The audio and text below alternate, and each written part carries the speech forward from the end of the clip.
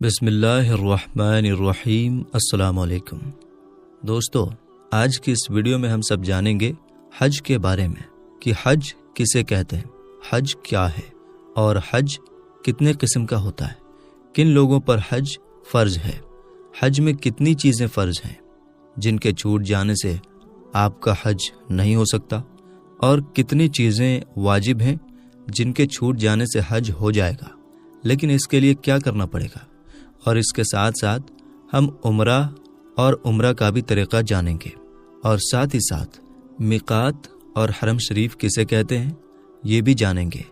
سب کچھ جانیں گے اسی ویڈیو میں۔ آپ کو حج کے بارے میں دوسری کوئی ویڈیو دیکھنے کی ضرورت نہیں پڑے گی انشاءاللہ، اس لیے آپ سب اس ویڈیو کو آخر تک ضرور دیکھیے گا۔ ہم ایک ہی ویڈیو میں ان ساری باتوں کو شارٹ کٹ میں بہترین طریقے سے جانیں گے انشاءاللہ۔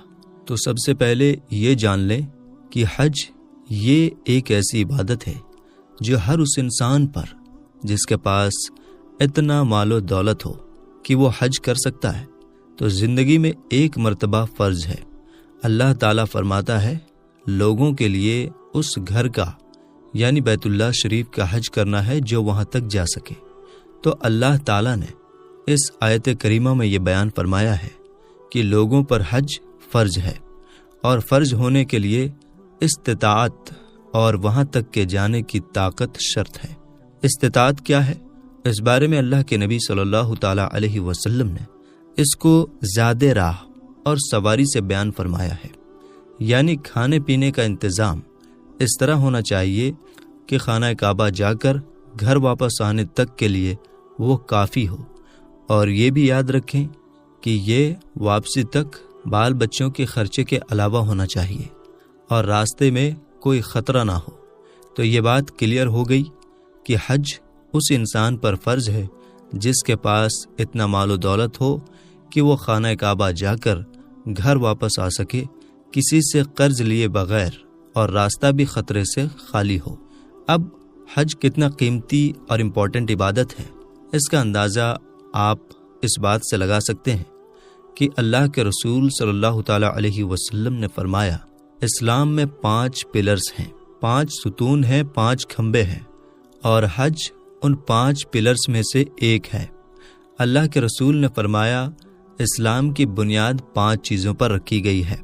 نمبر 1، اس بات کی گواہی دینا کہ اللہ کے سوا کوئی عبادت کے لائق نہیں، اور اس بات کی گواہی دینا کہ محمد صلی اللہ تعالی علیہ وسلم اللہ کے رسول ہیں۔ نمبر 2، نماز قائم کرنا۔ نمبر 3، زکوٰۃ ادا کرنا۔ نمبر 4، بیت اللہ شریف کا حج کرنا، اور نمبر 5، ماہ رمضان کا روزہ رکھنا۔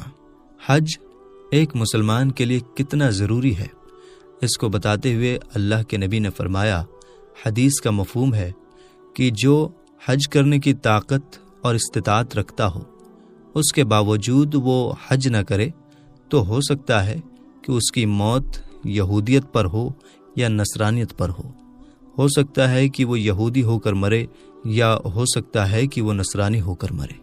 ایک مسلمان کے لیے اس دنیا میں سب سے بڑی دولت اگر کوئی چیز ہو سکتی ہے تو وہ اس کا ایمان ہے۔ تو اگر یہ ایمان موت کے وقت ہم سے چھین لیا جائے تو ہماری ہلاکت و بربادی کے لیے اس سے بڑی چیز اور کیا ہو سکتی ہے۔ حج کیا ہے؟ حج کی نیت کے بعد احرام، جو حاجیوں کا ایک خاص لباس اور پوشاک ہے، باندھ کر حج کے فرائض اور واجبات کو ادا کرنا حج کہلاتا ہے۔ پورے سال میں حج کے صرف 5 دن ہیں، 8ویں ذی الحجہ سے 12ویں ذی الحجہ تک۔ باقی دنوں میں حج ادا نہیں ہو سکتا۔ انہی 5 دنوں میں حج کے فرائض، واجبات اور سنتوں کی ادائیگی ہوتی ہے۔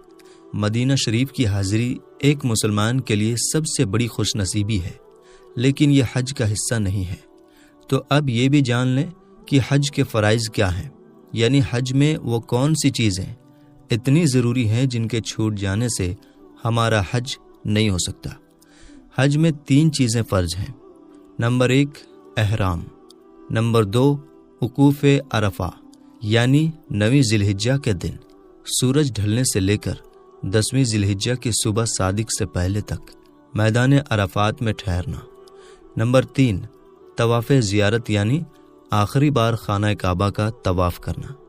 और हज में 6 चीज़ें वाजिब हैं, यानी इनमें से अगर कोई एक चीज़ छूट गई तो हज हो जाएगा, लेकिन कुर्बानी करना वाजिब होगा।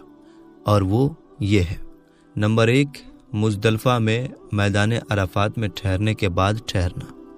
नंबर 2, रमी जिमार यानी कंकरियाँ मारना। नंबर 3, सर के बाल मुड़वाना या सर के बाल कतरवाना। नंबर 4, सफ़ा मरवा जो 2 पहाड़ी हैं इनके बीच दौड़ लगाना। नंबर 6, हज किरान और हज तमत्तु करने वाले के लिए कुर्बानी शुक्राने के तौर पर करना। हज 3 तरह का होता है। नंबर 1, हज इफ़राद। हज इफ़राद ये है कि इंसान सिर्फ और सिर्फ हज करे, उम्रा ना करे। इसमें सिला हुआ कपड़ा उतार कर मीक़ात से ihराम बांधे, फिर 2 रकात नफल नमाज पढ़े और इसके बाद यूं कहे, इलाही मैं हज का इरादा करता हूँ, तू इसे मेरे लिए आसान कर दे और मेरी तरफ से इसे कबूल फरमा। मैंने ख़ास अल्लाह ताला के लिए हज की नीयत की। दूसरा है हज तमत्तु। हज तमत्तु ये है कि उम्रा भी किया जाए और हज भी किया जाए। सबसे पहले इंसान जब हज के लिए चले तो अपने घर ही से उम्रा की नीयत करके चले और खाना काबा पहुंचकर उम्रा अदा कर ले और ihराम खोल दे। फिर जब 8वीं ज़िलहिज्जा आ जाए तो मक्का मुकर्रमा के लिए जो मीक़ात है वहाँ पर चला जाए और वहाँ से हज का ihराम बांधे। और हज का ihराम बांधने के बाद वो 2 रकात नमाज नफल पढ़े और ये कहे कि मौला मेरे लिए तू इसे आसान कर दे, मेरी तरफ से कबूल फरमा, मैंने हज की नीयत की। तीसरा है हज किरान। हज किरान उस हज को कहते हैं जिसमें इंसान उम्रा और हज दोनों का ihराम एक साथ बांधे, यानी जब वो घर से चले तो वहीं पर वो हज और उम्रा की नीयत से ihराम बांध ले और जब तक वो हज अदा ना करे तब तक वो ihराम ना खोले। ये बात भी याद रखें कि मीक़ात किसे कहते हैं। मीक़ात उस जगह को कहते हैं जहाँ से मक्का मुकर्रमा जाने वाले को ihराम बांधे बगैर आगे जाना जायज़ नहीं, अगरचे वो बिजनेस या किसी और मकसद से जाता हो। मीक़ात कुल 5 हैं। हर जगह के लिए मीक़ात अलग अलग है। मदीना तैयबा की मीक़ात ज़ुल्हुलैफ़ा है और हम हिंदुस्तानियों के लिए मीक़ात यलमलम पहाड़ है। जब लोग कश्तियों के ज़रिए हज या उम्रा के लिए मक्का मुकरमा जाते थे तो यलमलम पहाड़ आने से पहले वो ihराम बांध लेते थे, लेकिन हम लोग हवाई जहाज़ के ज़रिए मक्का का सफ़र करते हैं, इसलिए हम जब एयरपोर्ट में पहुंचते हैं तो वहीं पर ihराम बांध लेते हैं, क्योंकि हवाई जहाज़ में मीक़ात आने से पहले ihराम बांधना मुश्किल है। ये मसला भी याद रखें कि अगर हम हिंदुस्तानियों में से कोई हज या उम्रा के लिए जा रहा है और मक्का मुकरमा जाने से पहले मदीना जा रहा है तो अब वो मक्का जाने के लिए ज़ुल्हुलैफ़ा में ihराम बांधेगा।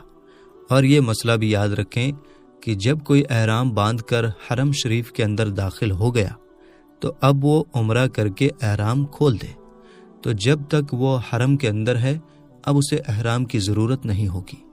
लेकिन जो ही वो हरम शरीफ से बाहर निकलेगा तो अब जब भी वो हरम के अंदर दाखिल होगा तो उसे ihराम बांधना होगा और वहाँ से बांधना होगा जहाँ मक्का वालों की मीक़ात है।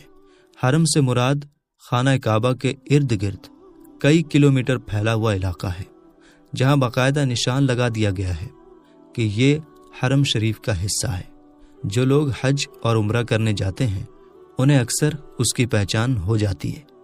ये बात भी याद रखें कि हम हिंदुस्तानी लोग जब हज की नीयत से निकलते हैं तो हम में से अक्सर लोग हज तमत्तु करते हैं, यानी सबसे पहले वो उम्रा करते हैं, फिर उम्रा करने के बाद जब हज का दिन आता है तो फिर वो हज का ihराम बांध कर हज करता है। तो इसका तरीक़ा ये है कि मीक़ात से उम्रा का ihराम बांध कर उम्रा की नीयत करे। दूसरे में जब वो हरम शरीफ यानी खाना काबा में पहुंच जाए तो खाना काबा का तवाफ़ करे, उसका चक्कर लगाए, फिर मकाम इब्राहिम में या उसके आसपास जहाँ कहीं भी जगह मिले वहाँ 2 रकात वाजिब नमाज पढ़े, फिर सफ़ा मरवा के बीच दौड़ लगाए। उसके बाद वो सर के बाल को मुड़वाए या कतरवाए। उम्रा मुकम्मल हो गया। अब जब 8 ज़िलहिज्जा आ जाए तो नंबर 1, हरम शरीफ से बाहर उस जगह तशरीफ़ ले जाए जहाँ पर मक्का वालों के लिए मीक़ात है, जहाँ मक्का वाले एहराम बांधते हैं, यानी मस्जिद आयशा।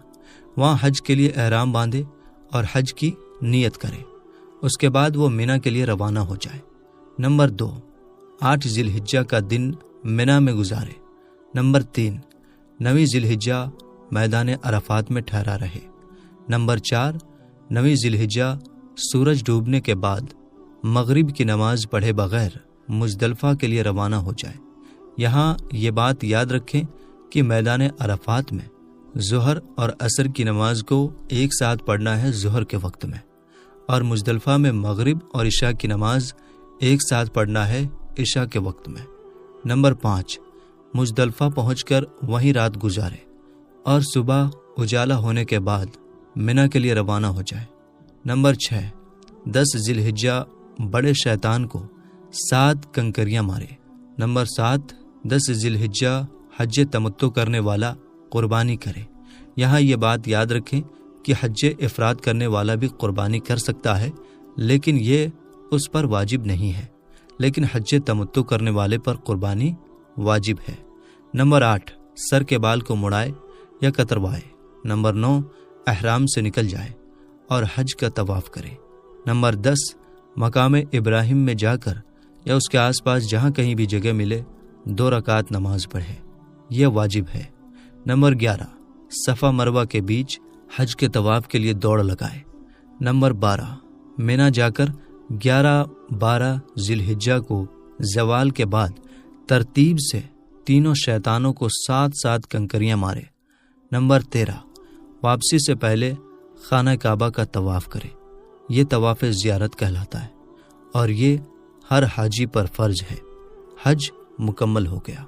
तो मेरे दोस्तों, ये थी हज के ऊपर हमारी मुकम्मल वीडियो। हम उम्मीद करते हैं कि इस वीडियो को देखने के बाद आपको दूसरी वीडियो देखने की ज़रूरत नहीं पड़ने वाली। अगर एक बार में वीडियो आपको समझ में ना आए तो आप 2 बार देख लें, 3 बार देख लें। इतनी बार देखने से आपको बड़ी आसानी से समझ में आ जाएगा। इसलिए आपसे हम रिक्वेस्ट करते हैं कि वीडियो को पूरा ज़रूर देखें और दूसरे लोगों तक भी शेयर करें, ताकि और लोगों तक ये वीडियो पहुंच जाए और वो हजरात भी इस वीडियो से फ़ायदा हासिल कर सकें। तो मिलेंगे इंशाअल्लाह ताला फिर एक नई और अच्छी वीडियो के साथ। तब तक के लिए अस्सलाम वालेकुम, अल्लाह हाफिज़।